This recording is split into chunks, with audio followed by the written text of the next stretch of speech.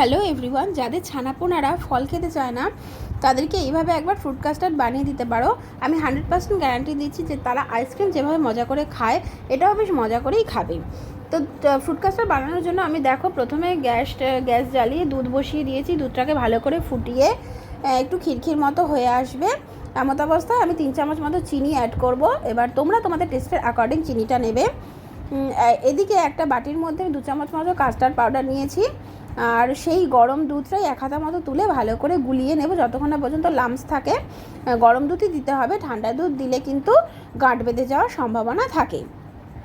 তো এরপর আমি মিশ্রণটাকে সেই দুধের মধ্যে অ্যাড করে দেব, ভালো করে নাড়িয়ে চাড়িয়ে বেশ একটু ঘন ঘন হয়ে আসবে। এরপরে আমি এটাকে নামিয়ে রুম টেম্পারেচারে ঠান্ডা হতে দেব। তারপরে 2 ঘন্টার জন্য ফ্রিজে রাখবো। দেখো আমি 2 ঘন্টা পর ফ্রিজ থেকে বের করে নিয়ে চলে এসেছি।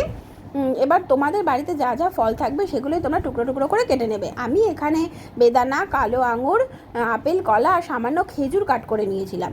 তো সেটাকেই ভালো করে মিশ্রণটার সাথে মিশিয়ে দেব। দিয়ে তোমরা আবার কিছুক্ষণ এটাকে ফ্রিজে রাখতে পারো, কিন্তু আমার ছেলে যেহেতু পরীক্ষা চলছে সেই জন্য আমি আর এটাকে ফ্রিজে রাখিনি। এটাই আমি আমার ছেলেকে সার্ভ করেছিলাম। তো চলো দেখি আমার ছানার রিয়াকশানটা কেমন হয়েছিল এটা খাওয়ার পরে। খুবই টেস্টি, একটা আইসক্রিমের মতোই খেতে লাগে।